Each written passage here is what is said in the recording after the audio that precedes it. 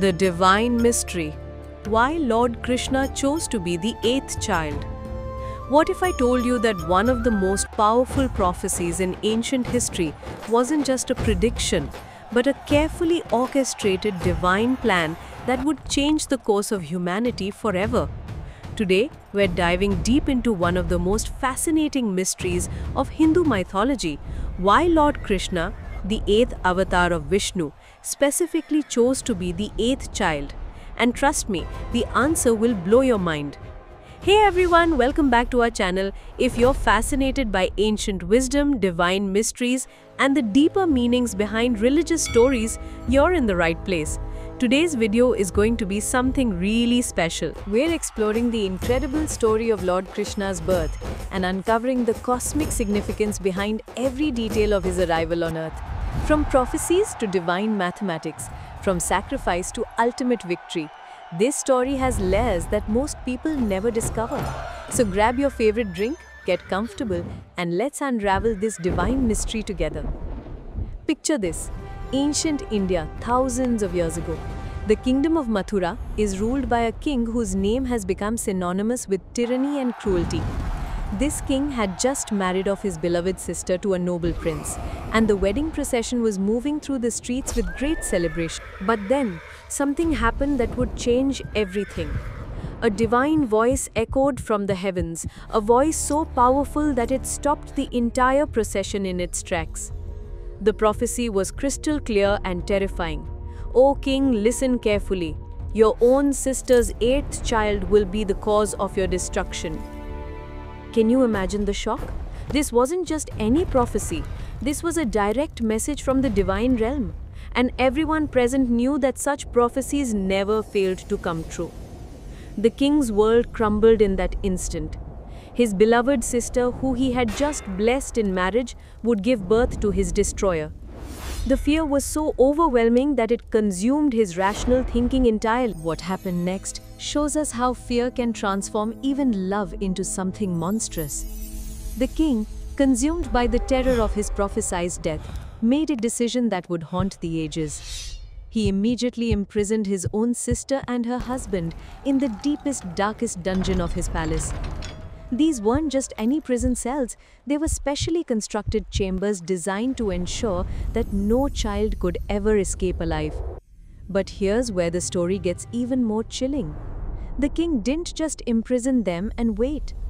Every time his sister gave birth, he would personally come to the cell, tear the newborn baby from its mother's arms, and end its life immediately. One by one, innocent children paid the price for their uncle's paranoid fear. The first child, gone. The second child, gone. The third, fourth, fifth, sixth, and seventh all met the same tragic fate. Can you imagine the anguish of those parents? The helplessness of watching your children being taken from you, one after another, by someone who was supposed to protect and love your family? But here's what the tyrant king didn't understand. He was actually fulfilling the very prophecy he was trying to prevent. Every child he killed was bringing him one step closer to the arrival of the eighth child. Now this is where things get really interesting, and where ancient wisdom reveals its incredible depth. You see, the number 8 isn't just a random choice in this story. In Hindu cosmology and spirituality, the number 8 holds profound significance that most people don't realize. Let's break this down. First, we have Ashtalakshmi, the 8 forms of the goddess of prosperity. These represent the 8 infinite streams of abundance that flow through the universe. When the divine chooses the 8th position, it's connecting with the energy of limitless prosperity and divine grace. Then, there's Ashtanga Yoga, the 8-limbed path that leads the soul toward liberation and enlightenment. This isn't just physical exercise. This is a complete spiritual journey toward ultimate freedom. We also have Ashtadikpala, the 8 guardians of the cosmic directions. These are the divine protectors who maintain the balance and order of the entire universe. And here's something most people don't know. The number 8, when turned on its side, becomes the symbol of infinity. It represents endless cycles, eternal return, and the continuous flow of cosmic energy. But there's even more to this numerical mystery. In ancient Vedic mathematics and philosophy, 8 represents completion and new beginnings simultaneously. It's the number that signifies the end of one cycle and the birth of another. It's balance, justice, and cosmic order all rolled into one. So when the divine realm chose the 8th position for this avatar, they weren't just picking a number. They were embedding cosmic law into the very fabric of this incarnation. Now here's something that will completely change how you see this story. According to the ancient texts, particularly the Bhagavata Purana, those first 7 children who were killed weren't just innocent victims of a tyrant's fear. They had their own cosmic story that most people never learn about. These 7 souls were actually the reincarnated sons of a powerful demon from a previous cosmic age. In their past life, they had been cursed by a great sage to be killed by their own father in their next birth. This curse was the result of their own karmic debts from previous actions. So when the tyrant king killed them, he wasn't just committing murder.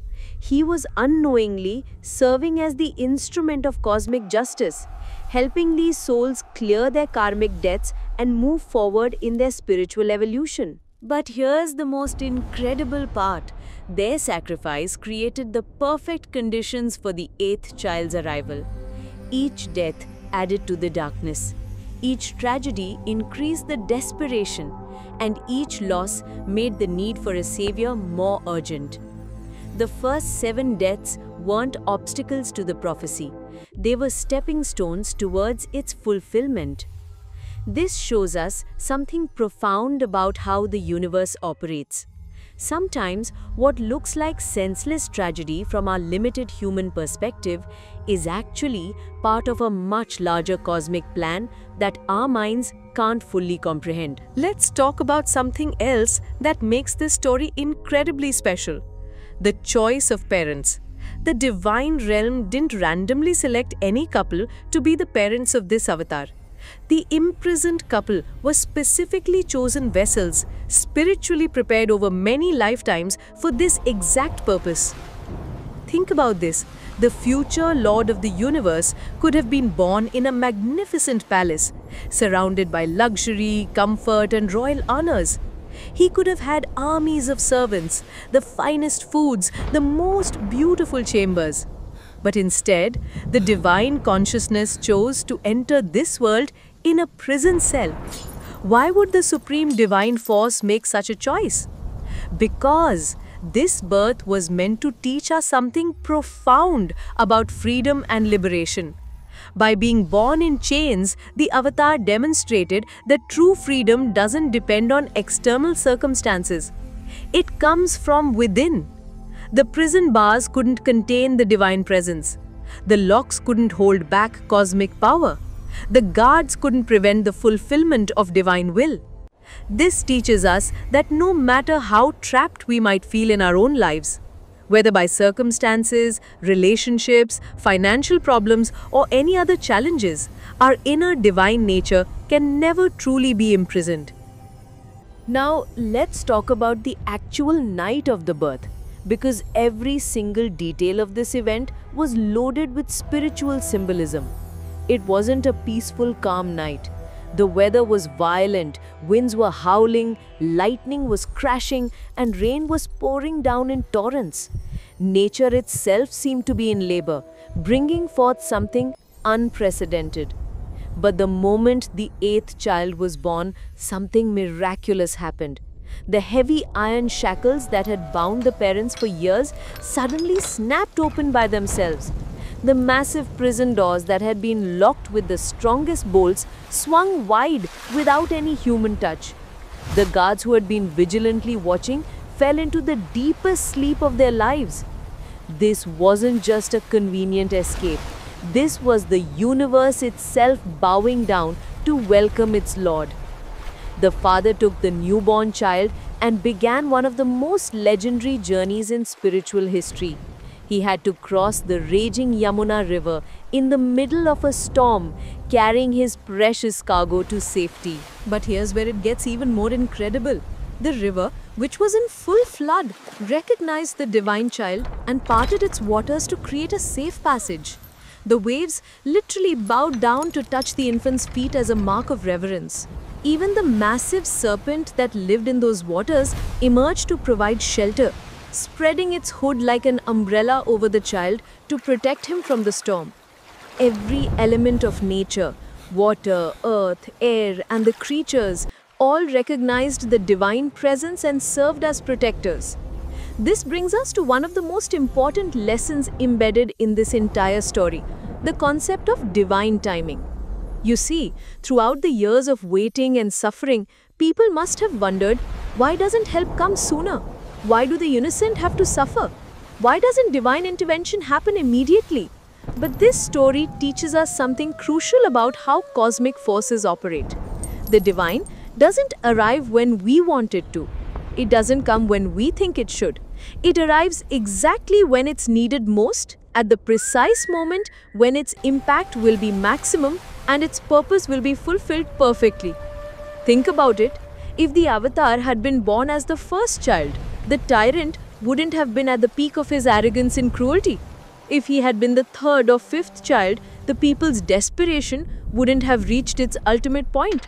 But as the eighth child, arriving after 7 tragedies, after years of oppression, after hope had nearly died, the impact was devastating to the forces of darkness and infinitely inspiring to the forces of light. This teaches us patience in our own lives. When we are going through difficult times, when solutions seem delayed, when help appears to be absent, we need to remember that cosmic timing is always perfect, even when human timing feels frustrating. Let's dive even deeper into why 8 was the perfect number for this incarnation. In ancient Vedic science, numbers weren't just quantities, they were living forces with their own cosmic properties and spiritual significance. The number 7 represents completion in the material world. 7 colors in the rainbow, 7 musical notes in an octave, 7 chakras in the human energy system, 7 days in a week. 7 is the number of perfection in the finite realm. But 8 transcends the material world. 8 is the gateway to the infinite. It's the bridge between the limited and the unlimited. When you write the number 8, you're actually drawing 2 circles connected at their centers.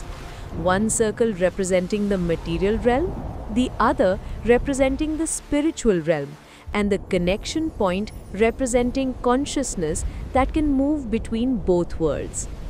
This is exactly what this avatara represented, a divine consciousness that could operate perfectly in both the material and spiritual dimensions simultaneously. Furthermore, in spiritual mathematics, 8 represents regeneration and resurrection. It's the number of new beginnings that arise from the ashes of what came before. The 7 deaths prepared the ground for the 8th birth that would resurrect hope, justice, and dharma. Now here's something that might challenge your thinking, but it's crucial to understand the deeper strategy at work in this story. The years of suffering, the deaths of the innocent children, the imprisonment of the righteous parents, all of this served a specific cosmic purpose that goes beyond what we can see on the surface. Every act of cruelty by the tyrant was actually digging his own spiritual grave. Each innocent death was adding to the cosmic debt that would have to be paid. Every tear shed by the parents was creating waves of divine energy that would ultimately fuel their liberation. But more importantly, this suffering was preparing the entire kingdom, and indeed the entire world, for the arrival of someone extraordinary. Think about it this way. If times had been peaceful and prosperous, if the ruler had been just and kind, would people have been ready to recognize and accept a divine avatara? Would they have understood the need for transformation? Probably not. But after years of darkness, after witnessing the depths of human cruelty, after losing hope in ordinary solutions. When the divine light finally appeared, everyone could recognize it immediately. The contrast was so stark that there was no possibility of missing the significance of this birth.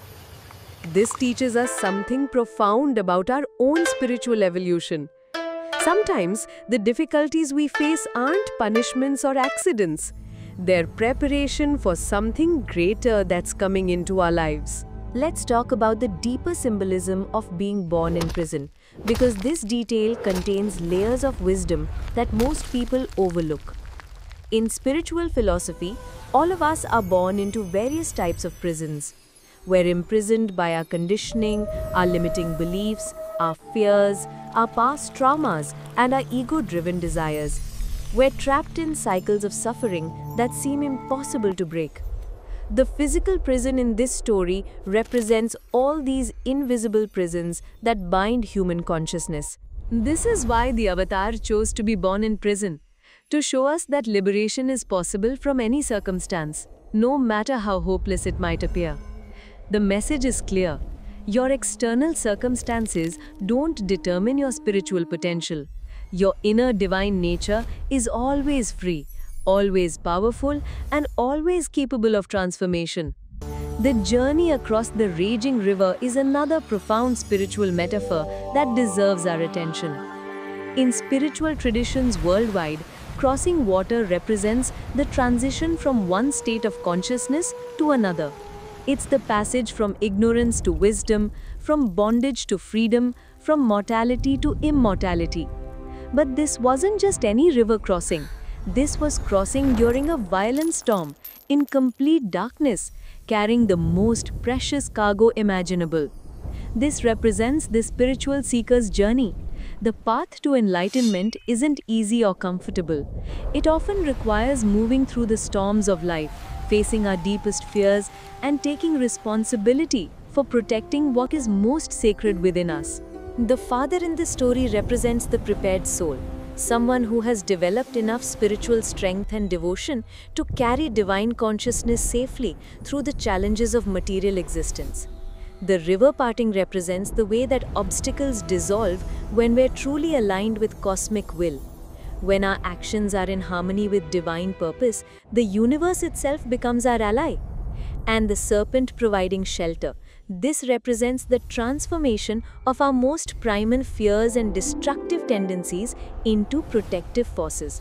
What was once dangerous becomes helpful. What was once an enemy becomes a guardian. Here's a perspective that will completely transform how you see this entire story. Imagine the universe as a cosmic chess game, where divine intelligence is playing against the forces of ignorance and darkness. Every move is calculated, every sacrifice is strategic, and every piece has a specific role in the ultimate victory. In this cosmic game, the tyrant king thought he was the player, making moves to secure his own victory. But he was actually just a pawn being moved by forces he couldn't comprehend. The first 7 children weren't random casualties. They were sacrificial moves that cleared the board and positioned all the pieces perfectly for the final, decisive move. The 8th child wasn't just another piece. He was the master player entering the game directly, the point where the intelligence behind the game manifested on the board itself. This gives us a completely different way of understanding the challenges in our own lives. What if the difficulties we face aren't random events, but strategic positions in a larger game that's being played for our ultimate benefit? What if the delays, obstacles, and even failures we experience are actually setting up the perfect conditions for our greatest victories? The significance of 8 isn't limited to Hindu tradition. Let's explore how this number appears across different spiritual and cultural contexts, because this will show us that we're dealing with universal cosmic principles. In Chinese tradition, 8 is the luckiest number because it sounds like the word for prosperity and wealth. Ancient Chinese philosophers saw 8 as representing material and spiritual abundance flowing together. In Buddhism, the Eightfold Path is the fundamental teaching for achieving enlightenment. 8 specific practices that lead to the cessation of suffering and the attainment of liberation. In Christianity, 8 represents resurrection and new life because the crucifixion happened on the 6th day, rest on the 7th day, and resurrection on the 8th day, a new beginning beyond the 7 days of creation. In Islamic mysticism, there are 8 levels of paradise, representing the stages of spiritual ascension toward divine union. Even in modern psychology, 8 represents the integration of consciousness, the balance between material and spiritual awareness that leads to psychological wholeness. This universal appearance of 8 in spiritual traditions suggests that there are fundamental cosmic principles that transcend cultural boundaries. The choice of the 8th position for this avatar wasn't culturally specific, it was cosmically perfect. Let's examine something fascinating about the psychology of this story, how fear became its own destruction. The tyrant king's entire strategy was based on fear. He was afraid of his prophesied death, so he tried to prevent it through violence and control. But every action he took in fear actually moved him closer to the fulfillment of the very prophecy he was trying to avoid. This is a perfect illustration of a universal spiritual principle. What we resist persists, and what we fear, we often create. By killing 7 children, he ensured that the 8th would be born. By creating conditions of extreme oppression, he guaranteed that people would desperately need a liberator. By demonstrating the depths of cruelty possible in human nature, he created the perfect contrast for divine compassion to shine. His fear became the engine of his own destruction. This teaches us something crucial about dealing with our own fears. When we try to control outcomes through fear-based actions, we often create the very situations we're trying to avoid. But when we trust in cosmic intelligence and align our actions with dharmic principles, even our challenges become stepping stones toward our highest potential. Let's explore the concept of divine timing from a more scientific perspective, because modern physics is actually revealing principles that ancient spiritual traditions have always taught. In quantum physics, there's a principle called quantum entanglement, the idea that particles can be mysteriously connected across vast distances, affecting each other instantaneously regardless of space and time. Similarly, in this story, events that seemed separate, the prophecy, the births, the deaths, the imprisonment, the divine incarnation, were all entangled in a cosmic pattern that was unfolding across time according to deeper laws. There's also the principle of emergence in complex systems, the idea that simple interactions can spontaneously create complex organized patterns that couldn't have been predicted from the individual components alone. The emergence of the avatar at exactly the right moment, with exactly the right circumstances, in exactly the right family, represents this kind of spontaneous cosmic organization that arises from the intersection of multiple factors. Modern chaos theory tells us that seemingly random events often follow hidden patterns that only become visible when we step back and look at the larger picture. From this perspective, nothing in this story was accidental. Everything was following deeper cosmic algorithms that ensure the eventual triumph of consciousness over unconsciousness, light over darkness, dharma over adharma. This brings us to understanding the deeper principle of what an avatar actually is, because most people think of it in very limited terms. An avatar isn't just a spiritual teacher or religious figure. An avatar is a specific type of cosmic intervention that occurs when the normal processes of evolution and learning are insufficient to address the challenges facing consciousness. Think of it like this. Imagine consciousness is like a computer system that's running multiple programs simultaneously. Most of the time, the system can handle problems through its existing software and processes, but sometimes problems arise that are so complex or so deeply rooted that they require direct intervention from the programmer himself. Someone who can access the source code and make fundamental changes to how the entire system operates. And Avatar is like the programmer entering his own creation to fix problems that can't be resolved from within the system itself. This is why avatars don't appear randomly or frequently. They appear at specific historical moments when the evolution of consciousness has reached a critical juncture that requires direct divine intervention. The birth as the eighth child represents this perfect timing.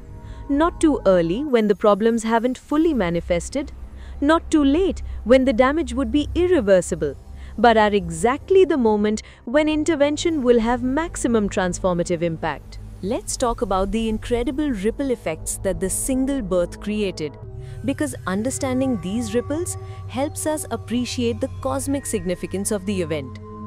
The immediate effect was the liberation of not just the imprisoned parents, but the entire kingdom from the reign of terror that had lasted for years. But the deeper effects went far beyond political liberation.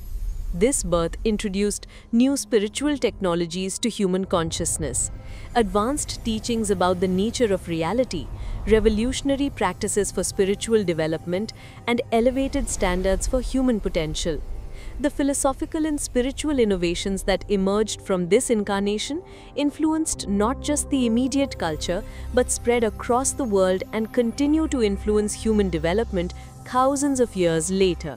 Modern concepts like karma yoga, bhakti yoga, the integration of spiritual and material life, the divine nature of human consciousness, all of these revolutionary ideas can be traced back to the teachings that emerged from this avatar. Even modern psychology, quantum physics, and consciousness research are rediscovering principles that were first articulated in the spiritual literature that emerged from this tradition. This shows that when divine consciousness incarnates, the effects aren't limited to one time, one place, or one group of people.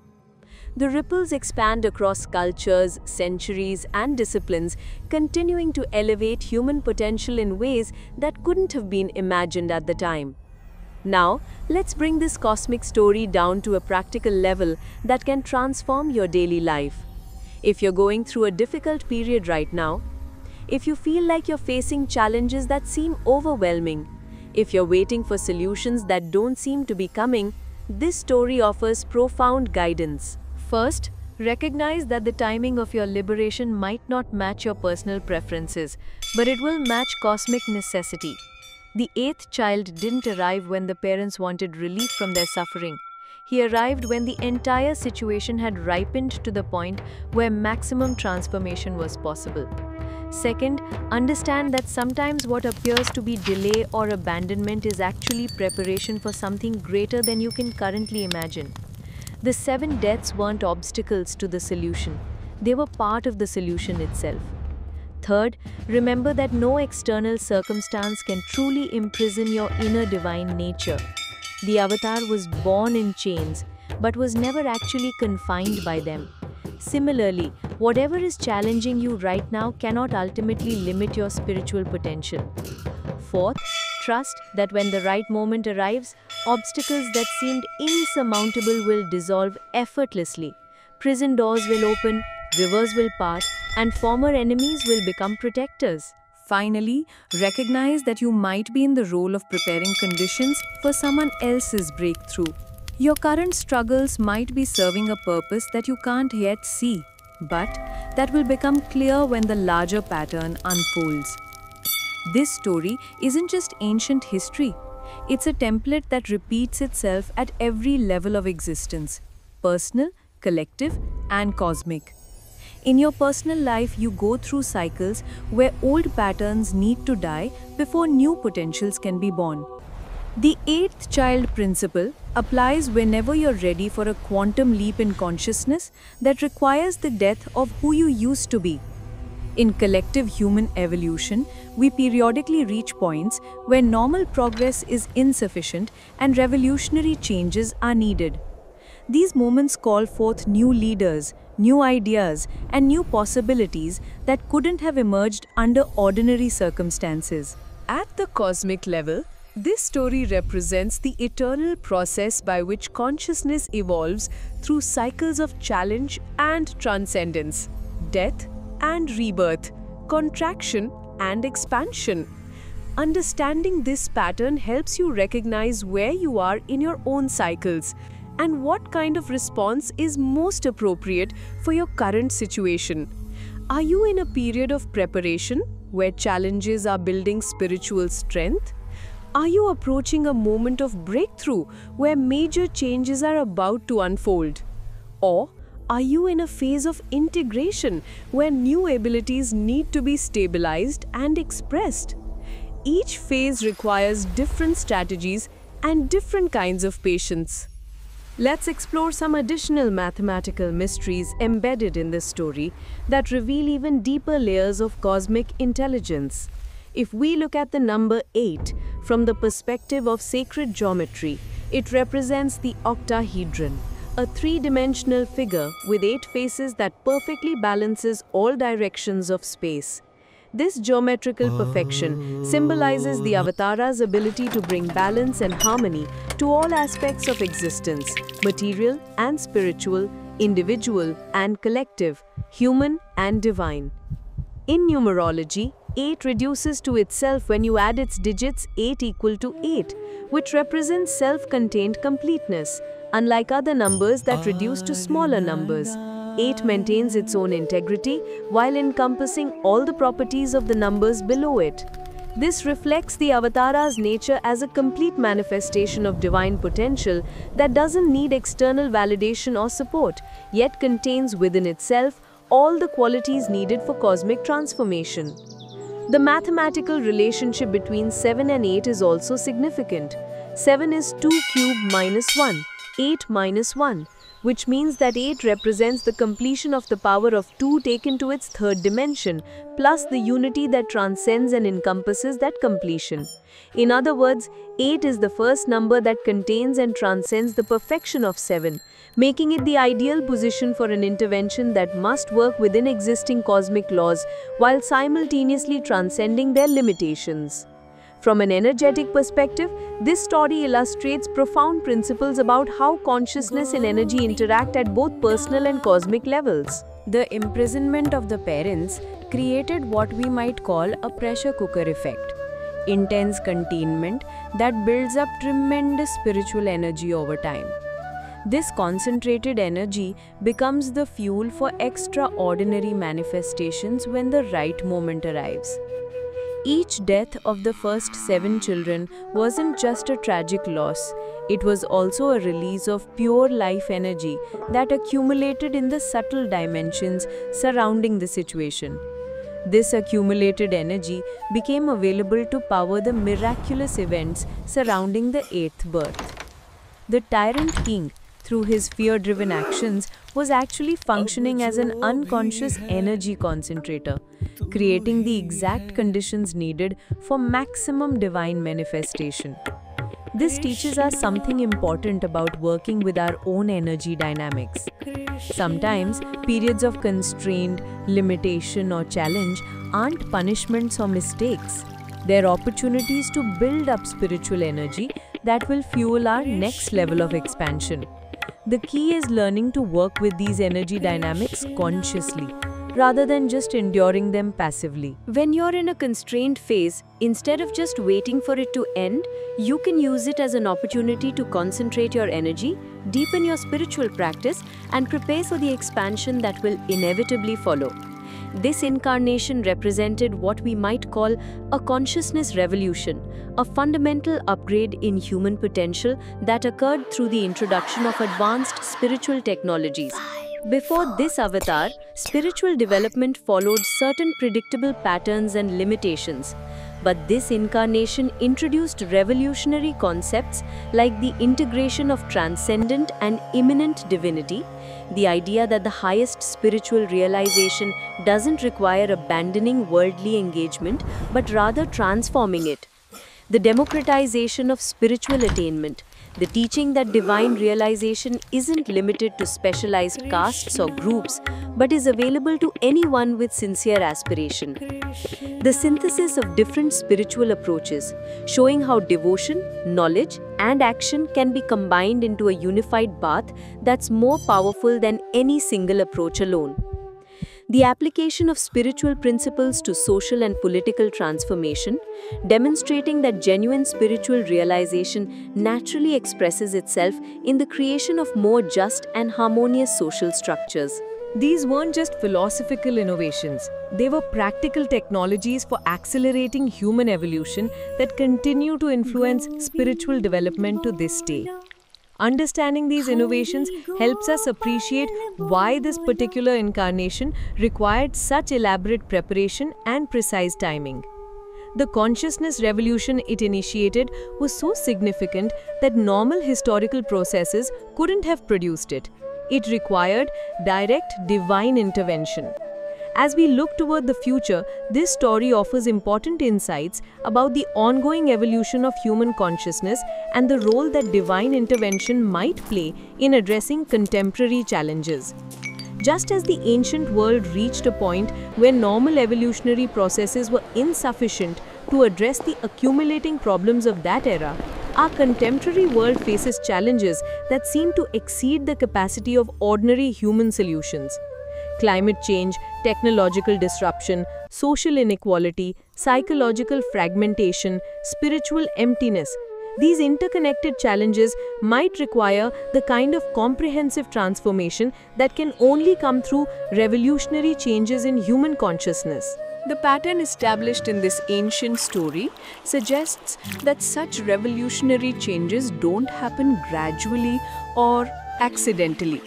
They require the kind of precise timing and comprehensive preparation that we see in the avatar principle. This doesn't mean we should wait passively for external intervention. Rather, it suggests that we should understand our role in preparing conditions for the next level of human potential to manifest. Every individual who develops their consciousness, every community that experiments with higher forms of organization, every innovation that integrates spiritual and material wisdom, all of these contribute to the preparation for whatever form of transformation might be approaching. One of the most important lessons from this story is understanding the difference between mere knowledge and integrated wisdom. It's one thing to intellectually understand the principles we've been discussing: divine timing, cosmic mathematics, the avatar principle, consciousness evolution. It's quite another thing to integrate these understandings in a way that actually transforms how you live your daily life. The avatar in this story didn't just teach these principles, he embodied them completely. His life became a demonstration of how divine consciousness operates within human form and circumstances. For us, the challenge is learning to embody these principles at our own level of development. This might mean developing the patience to trust divine timing even when our personal preferences want immediate results, learning to see the cosmic significance in our ordinary daily challenges and relationships, recognizing our role in the larger evolutionary process, and taking responsibility for our contribution to collective transformation. Cultivating the kind of inner freedom that remains unshaken regardless of external circumstances. Developing the spiritual maturity to serve purposes larger than our personal desires while still honoring our individual needs and responsibilities. As we reach the conclusion of our exploration, it's important to recognize that understanding this story is just the beginning. The real question is, what are you going to do with these insights? Here are some practical ways you can apply the wisdom from this story in your own spiritual development. Practice divine timing patience. The next time you're frustrated with delays or obstacles in your life, remember the 8-child principle. Ask yourself, what if this timing is perfect for reasons I can't yet see? How can I use this period of preparation to develop qualities I'll need for what's coming? Look for cosmic patterns. Start paying attention to the numerical patterns, synchronicities, and meaningful coincidences in your own life. The universe is constantly communicating with us through symbolic language. We just need to develop the eyes to see it. Embrace constraint as preparation. When you find yourself in limiting circumstances, instead of just trying to escape them, ask, how might these constraints be concentrating my energy for future expansion? What qualities is this situation helping me develop? Develop inner freedom. Work on cultivating the kind of consciousness that remains free regardless of external circumstances. This might involve meditation, spiritual study, or working with a qualified teacher. Serve something greater. Look for ways to contribute to purposes larger than your personal agenda. This could be through community service, environmental action, spiritual practice, or simply bringing more consciousness to your daily interactions. As we conclude this deep dive into the mystery of why Lord Krishna chose to be the eighth child, I want to leave you with one final reflection. This story isn't just about something that happened thousands of years ago in ancient India. It's about something that's happening right now, in your life, in our collective human experience, and in the ongoing evolution of consciousness itself. The tyrannical king exists in our own unconscious patterns that try to control outcomes through fear and force. The imprisoned divine parents exist in our own suppressed spiritual potential, waiting for the right conditions to manifest. The first 7 children exist in our own failed attempts and apparent setbacks that are actually preparing the ground for breakthrough. And the eighth child? The eighth child is the divine potential that exists within each of us, waiting for the perfect moment to emerge and transform not just our individual lives, but to contribute to the transformation of our world. The question is, are you preparing for that emergence? Are you developing the qualities that will allow you to recognize and support divine potential when it appears? Are you contributing to the conditions that will make transformation possible? This story teaches us that when the time is right, prison doors will open, rivers will part, and what seemed impossible will become inevitable. But that right time isn't just about cosmic timing. It's also about our readiness to recognize, receive, and serve the divine potential that's always seeking to manifest through human consciousness. Thank you for joining me on this incredible journey into the depths of one of the most profound stories in human spiritual literature.